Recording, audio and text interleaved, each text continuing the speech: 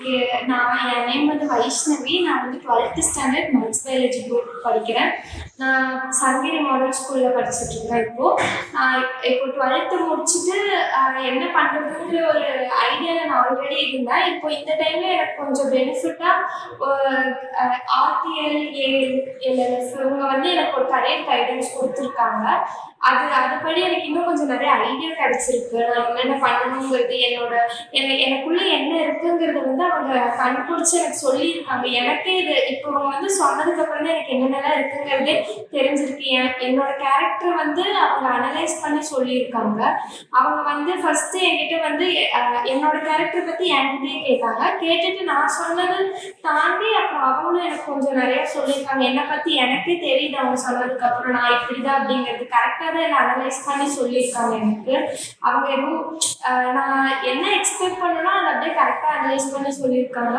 நான் வந்து எனக்கு வந்து ரிசர்ச்சில் வந்து நிறைய இன்ட்ரெஸ்ட் இருக்குது அப்படிங்கிறது வந்து அவங்க அனலைஸ் பண்ணியிருக்காங்க. ஃபர்ஸ்ட் எனக்கு என்ன எய்ம் இருக்குன்னு கேட்டாங்க. அந்த எய்ம் என்னங்கிறது கேட்டுட்டு அதில் நான் எவ்வளோ கிளியராக இருக்கேன் அப்படிங்கிறத தெரிஞ்சுக்கிட்டு அப்புறம் அவங்க வந்து எனக்கு அந்த எய்ம் பேஸ்டாகவே அவங்க நிறைய எனக்கு வந்து ஐடியாஸ் கொடுத்துருக்காங்க.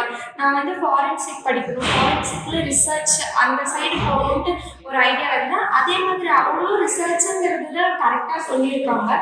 சொல்லிட்டு அதுலேயே வந்து இன்னும் கொஞ்சம் பெஸ்ட்டாக இருக்கிறது பிஇ சிவில் இன்ஜினியரிங்.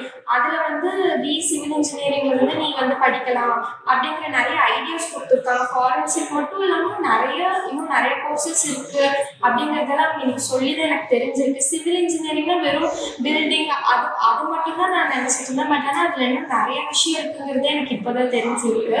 இது உங்களுக்கு எனக்கு ரொம்ப யூஸ்ஃபுல்லாக இருந்திருக்கு அவங்க வந்து எனக்கு சொன்னது. அப்புறம் எங்கள் அம்மா மைண்ட் அவங்க ஒரு திங்கிங்கில் இருந்தாங்க. எங்கள் அம்மா அதை வந்து அவங்க கொஞ்சம் மாற்றிருக்காங்க. எனக்கு இப்போது பெனிஃபிட்டாக இருக்க மாதிரி அவங்க கொஞ்சம் எங்கள் அம்மாவோட மைண்டை மாற்றிருக்காங்க.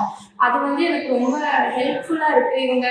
நான் எக்ஸ்பெக்ட் பண்ணல இப்படி இவங்க கரெக்டாக இவ்வளோ இது சொல்லுவாங்க. சரி ஏதோ பண்ணுறாங்க அப்படின்ட்டு தான் நான் நினச்சிட்டு இருந்தேன். பட் ஆனால் அந்த டெஸ்ட்லேருந்து அனலைஸ் பண்ணி இப்படி பர்ஃபெக்டாக அவங்க இவ்வளோ இது சொல்லுவாங்க நான் எக்ஸ்பெக்ட் பண்ணல. அது எனக்கு ரொம்ப தேங்க்ஸ். நான் ஒரு பெரிய தேங்க்ஸ் தான் சொல்லணும். அதுக்கு இது வந்து ரொம்ப நானே நினச்சிட்டு இருந்தேன் நமக்கு இந்த இதெல்லாம் கரெக்டாக இருக்குமா அப்படின்ட்டு. நான் வந்து ரொம்ப இன்ஃபீரியராக நிறைய இடத்துல ஃபீல் பண்ணுவேன். பட் ஆனால் அவங்க அப்படியெல்லாம் இல்லை, நீ ரொம்ப போல்டான பொண்ணு அதெல்லாம்